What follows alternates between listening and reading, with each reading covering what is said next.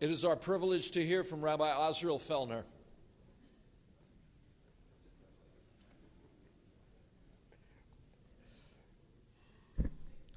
Shabbat Shalom. On October 7, Israel was attacked by Hamas with a barbarity that was so shocking that it was compared to the worst of what happened during the Shoah. This act of aggression, which was filmed by the aggressors themselves, so unnerved and sickened those who viewed the footage that a kind of emotional paralysis set in, followed by nausea and contempt for the perpetrators. That paralysis was also accompanied by a profound empathy for the young people, the elderly, the babies, all of whom were brutally murdered. But, as the journalist Gary Rosenblatt wrote recently, that initial empathy for Israel turned to raw, open hostility. We are living through that hostility with the extraordinary resurgence of anti-Semitism throughout the world.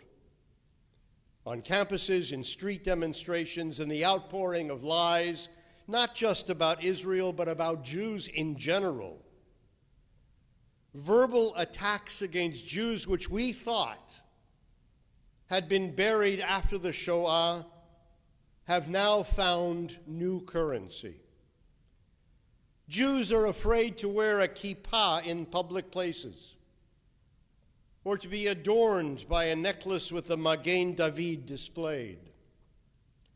In France, Jews are removing the mezuzah from their doorposts. Suddenly we find ourselves face to face with a past that we have believed was buried in history books or revisited in newsreels and documentaries. But dear friends, today, our history of pogroms, our memories of fear and vulnerability are here again. The ground beneath our feet is not stable. There is also the existential threat to Medinat Yisrael, the state of Israel. And while we marvel at the extraordinary unity of the people of Israel, their love for each other, and their continuing self-sacrifice as they protect their land, we also can see how unprotected they are from the south, from the north, and from the west. And we also see the support from other countries for the state of Israel wavers. Some countries are simply hostile. The United Nations is unspeakably biased. We may not agree with or want to defend everything that the government of Israel does, but we also know that central to our very being, we are attached to a place whose 3,000-year history flows through our veins. We tell our story by reciting our history at the Sedarim during Pesach, for example. And we rehearse our history every day when we daven and remember the song at the Reed Sea. We have a narrative, a story to tell. It is a story that we have transmitted through the generations, via our parents, grandparents, great-parents, through weekly Torah readings, and through the special fast days, such as Shivasar B'Tevet, Tammuz, the 17th day of Tammuz, commemorating next Tuesday when the Romans first breached the walls of Jerusalem before the destruction of the temple. We have stories about great rabbis and their students, about prophets and psalmists, about courageous families who sought their fortunes in new places and created great schools of learning in order to pass along a tradition of rituals and practices. Jewish history is among the greatest stories of civilization. And more than military might, more than physical strength, the Jewish story stands out as a bulwark against everything our enemies threw against us. And so we turn to the Torah portion. Vayar Balak ben Sipor et kol asher asa Yisrael Amori. Balak, the son of Tzipor, saw all that Israel had done to the Amorites. This morning's Torah portion begins, and please remember that Israel did not attack the Amorites, but simply wanted safe passage through their territory as they made their way to the land of Canaan, only to be rebuffed and then attacked. Balak saw the power of the Israelite nation. But look at the Torah portion. Balak knew Israel's history, its story. Hine am nesam mimitzrayim, hine chisa et ein haaretz v'hu yoshev mimuli. There is a people who came out of Egypt. It is so numerous, it hides the earth from view, and it is settled next to me, Balak proclaims to the prophet Balaam. Balak knew Israel's story. He knew its narrative, even using language reminiscent of the book of Exodus. The Moabites, we are told in the story, were alarmed and dreaded the presence of the Israelite nation, even though there was no threat expressed against them either by Moses or by the people themselves. Balak the king realized that no military confrontation was possible, and so he decided on a peculiar course of action. Vayishlach malachim el Balaam ben Beor Petorah asher al hanahar eretz b'nei amo likrolo lemor. The king Balak sent messengers to Balaam son of Beor to invite him, saying, there is a people who came out of Egypt, and what I would like you to do, says the king through his messengers, V'ata lachana arali et ha'am hazeh. Come, put a curse upon these people for me. They're too numerous. Perhaps I can defeat them and drive them out of the land, for I know that he whom you bless is blessed indeed, and he whom you cursed is cursed. When we think of this story, we think, or are told in the Midrash, and by commentators, and usually in Sunday school, that Balaam was a prophet who meddled in witchcraft, who had supernatural powers, whose words, a curse, an imprecation, could cut down an adversary, just by a denunciation. But I think we need to look at the story more closely. I see it differently. What Balak wanted to do through the prophet Balaam was to destroy Israel's narrative, wipe out their story, eliminate their history. What Balaam was asked to do was to undercut Israel's story. As the 21st century commentator Birkat al-HaTorah said, Akimat sfatav shel Balaam hu ma'aseh. Balaam's twisted, distorted words would become fact. A lie becomes the truth.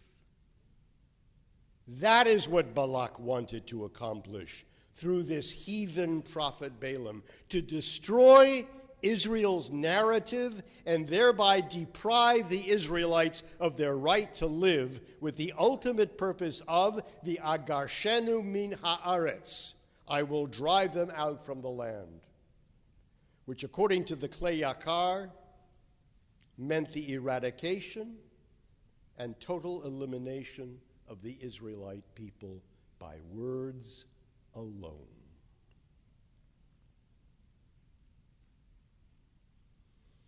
The prophet Balaam was a man of stature. The rabbis tell us that Balaam's power as a prophet was even greater than that of Moses. No, he didn't raise a magic wand to change reality, but rather, like the prophets of old, he was adept at the use of language. And Balaam was hired by Balak to use language to shape a new reality, a false reality, to damage Israel, to damage Israel's narrative. Today we hear and see modern Balaams distort the truth. Israel as oppressor, as colonialist, as apartheid state, as carrying out genocide, as killing civilians without thought or conscience. Lies so venomous that even pictures of hostages who are living through what must seem to them an endless nightmare, pictures of these hostages are torn down and trampled.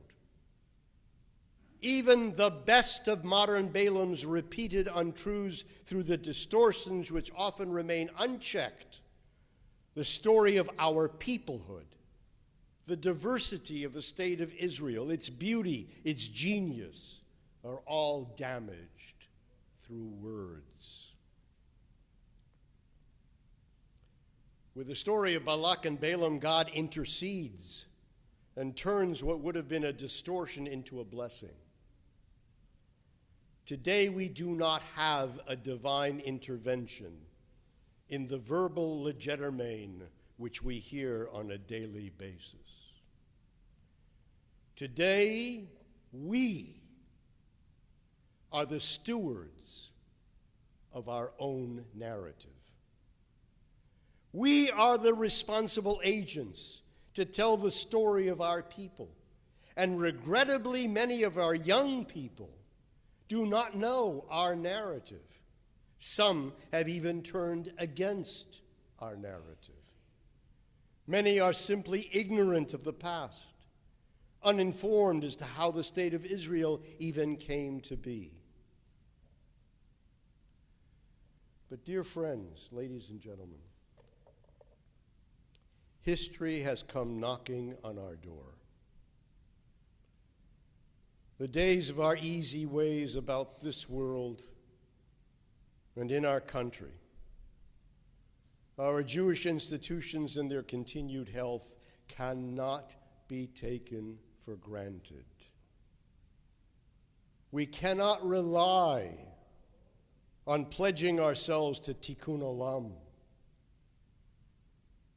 As one of my former students pointed out, tikkun olam is shared by liberal Christians and non-believers, and noble as an idea, it is insufficient. What will enrich and ensure our lives are ideas, which we don't talk about very much, like kashrut, like observance of Shabbat, like deep and consistent study of our texts. We need strong communities and creative Jewish leadership. And as an aside, I must say, when I sat in my chair this morning and listened to all of the people who spoke this morning, how beautiful it is that this congregation is one of the very few that really does what it says it ought to do, which is to create and confirm our story. But for the rest, we are in a time of testing, a time when we need to recapture our narrative and transmit it so that we can hand it down to the next generation. Those things that have kept us together as a vibrant and ever renewable Jewish people. And talking about tikkun olam is just not enough. Balak, the king of Moab, knew exactly what he needed to do to destroy a people who appeared on his doorstep.